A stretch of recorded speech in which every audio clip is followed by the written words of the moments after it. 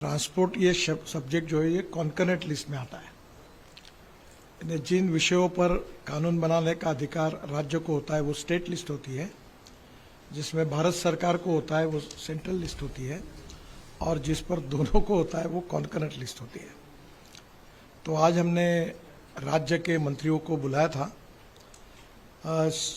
कल दिन भर परिवहन विभाग के हमारे सचिव उमाशंकर जी और देश के सभी स्टेट के सचिव और ट्रांसपोर्ट कमिश्नर, इनकी दिन भर मीटिंग हुई।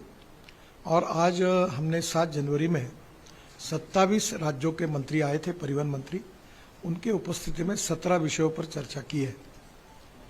ये दोनों मीटिंग में विशेष रूप से इस सेक्टर को ट्रांसफॉर्म कैसे करना, इसके बारे में ट्रांसपोर्ट सेक्टर को वर्ल्ड स्टैंडर्ड का करते हुए इसमें जो कमियां हैं उसको दोनों मिलकर, सबने मिलकर कैसे सुधारना, इसके ऊपर विचार हुआ। सबसे पहले प्रायोरिटी रोड सेफ्टी के लिए थी, और रोड सेफ्टी में 2024 का जो ये आ रहा है उसमें 1,80,000 मौतें हुई है।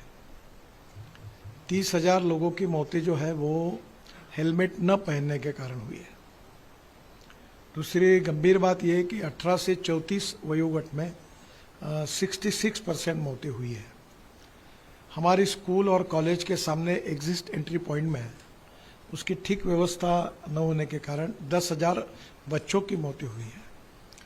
हमारी स्कूल के लिए जो ऑटो रिक्शा है और जो मिनी बस है उसके बारे में भी हमने नियम बनाए ताकि इसके एक्सीडेंट में बड़े प्रमाण पर मौतें हुई है। तो पहली बात तो रोड सेफ्टी, इस विषय पर काफ़ी डिटेल में चर्चा हुई, और ब्लैक स्पॉट्स को आइडेंटिफाई करना, रोड इंजीनियरिंग, ऑटोमोबाइल इंजीनियरिंग में हमने सुधार किए हैं, और ड्राइवर्स के बारे में लेन डिसिप्लिन है। बाद में सिग्नल का कानून के प्रति आदर और सम्मान रखने के लिए ड्राइविंग लाइसेंस के न होने के कारण ऐसे भी लोगों ने गाड़ियां चलाई, उसके कारण भी करीब 3,000 मौतें हुई है।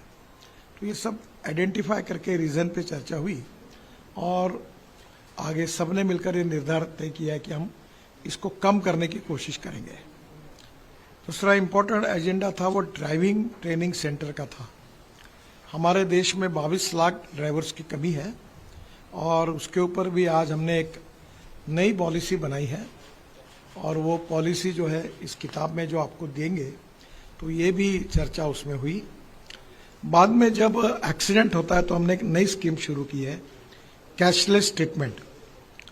और एक्सीडेंट होने के बाद तुरंत 24 घंटे के अंदर जैसे पुलिस में इंफॉर्मेशन जाएगी तो डॉक्टर जो होगा उसको, वो जो पेशेंट एडमिट होगा उसको 7 दिन तक ट्रीटमेंट का खर्चा या मैक्सिमम अप टू 1.5 लाख रुपए हम तुरंत देंगे उसकी ट्रीटमेंट के लिए। बाद में हीट एंड रन विक्टिम्स जो है उसमें भी मृत्यु होती है तो हम 2 लाख रुपए देंगे। इसके साथ साथ ये कैशलेस ट्रीटमेंट में हमने पायलट प्रोजेक्ट कुछ राज्यों में किए, कुछ कमियां ध्यान में आई, उसको सुधार कर अब नए आदेश हम वितरित करेंगे, और ये भी निश्चित रूप से उपयोगी होगा।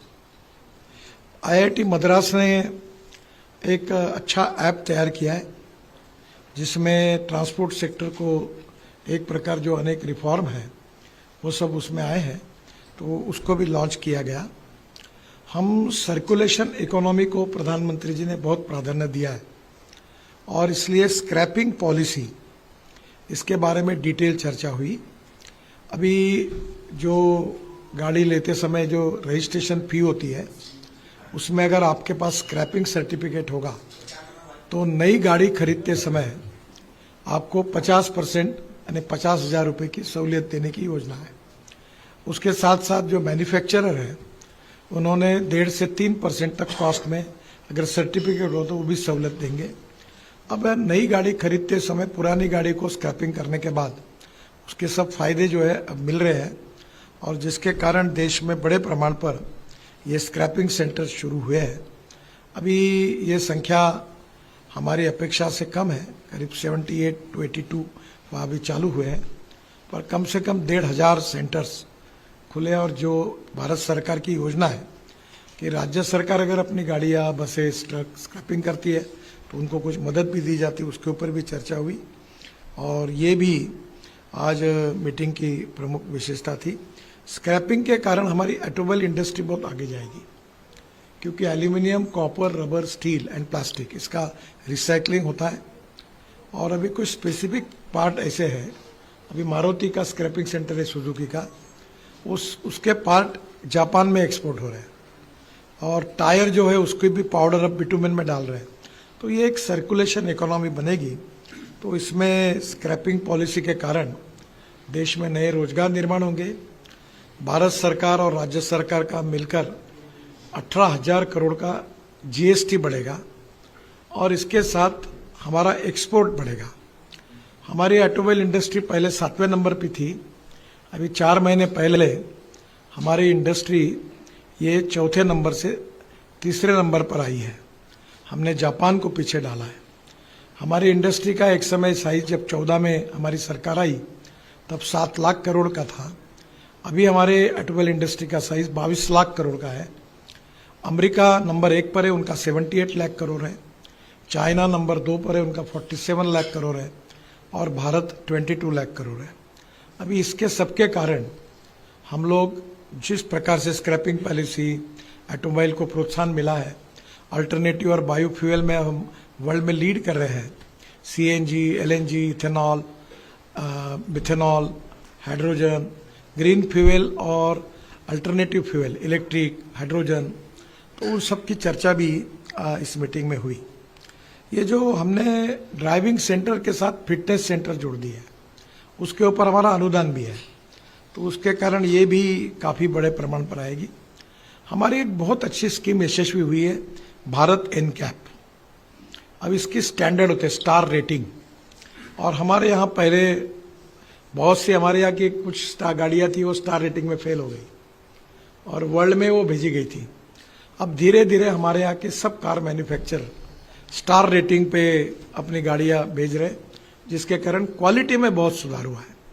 6 एयरबैग्स भी आई है, कुछ जगह 7 भी आई है। तो ओवरऑल ये सुरक्षा के दृष्टि से ये जो भारत एनकैप का जो रेटिंग हुआ, ये इसके कारण ऑटोमोबाइल सेक्टर में एक क्वालिटेटिव चेंज आया है।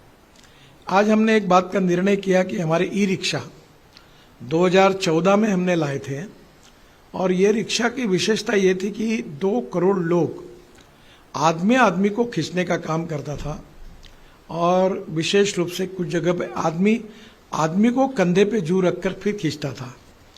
तो मुझे हमारे डिपार्टमेंट की ये 11 साल की सबसे बड़ी उपलब्धि कोई है, तो ये जो सामाजिक और आर्थिक शोषण था गरीब व्यक्ति का, उससे हमने मुक्ति दिलाई और मैकेनाइज्ड ड्रिवन ई रिक्शा देश में लाई।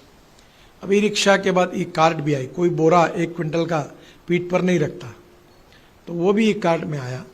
अब ये ई रिक्शा में ऐसा हुआ कि सस्ता, उस समय हमने गरीबों के हितों में ध्यान में लेकर उसके कोई स्टैंडर्ड ज़्यादा पक्के नहीं किए, जो एग्जिस्टिंग मार्केट पे ISI स्टैंडर्ड पार्ट है वो यूज़ करके वो बनाओ, ये हमने अनुमति दी थी।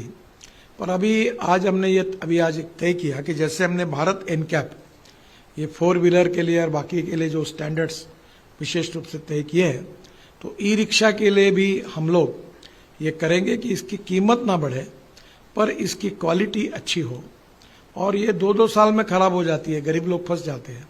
तो अब इसका स्टार रेटिंग होगा, और स्टार रेटिंग के कारण गरीब लोग अच्छे क्वालिटी का ही रक्षा खरीदी करेंगे। उसके बारे में एक टेक्निकल कमेटी हमने अपॉइंट की है, जल्दी ही वो इसके रेटिंग के बारे में जो स्टैंडर्ड्स है वो तय करेंगे, और ई रिक्शा भी हमारे देश में एक अच्छे स्टैंडर्ड की तैयार होगी। और अफ्रीकन कंट्री, श्रीलंका, बांग्लादेश, इसमें उसकी बहुत बड़ी मांग है। अब बड़ी बड़ी ऑटोमोबाइल कंपनी भी इस क्षेत्र में आ रही है, तो मुझे ई रिक्शा और ई कार्ट ये आगे बहुत बड़ा गरीबों को रोजगार देने वाला है, इसका भी हमने सुधार किया। मोटर व्हीकल एक्ट हमने जो लाया था उसमें काफ़ी सुझाव लोगों की तरफ से आए थे। उसमें विशेष रूप से ये जो राज्य सरकार के भी कुछ सुझाव थे, कुछ एसोसिएशंस के भी थे, जनता से भी आए थे, और उन सुझाव को हमने पूरा इकट्ठा किया। कल सेक्रेटरी और सभी राज्य सरकार के सेक्रेटरी और ट्रांसपोर्ट कमिश्नर के साथ उनके और सुझाव आए। सब सुझाव पर अध्ययन करके 1 महीने तक इसका पूरा ड्राफ्ट फाइनल करके हम कैबिनेट के लिए ये बिल भेजेंगे, और भविष्य में आने वाला जो अधिवेशन है उसमें हम ये मोटर व्हीकल एक्ट जो प्रपोज है अमेंडमेंट के साथ, वो भी हम उसमें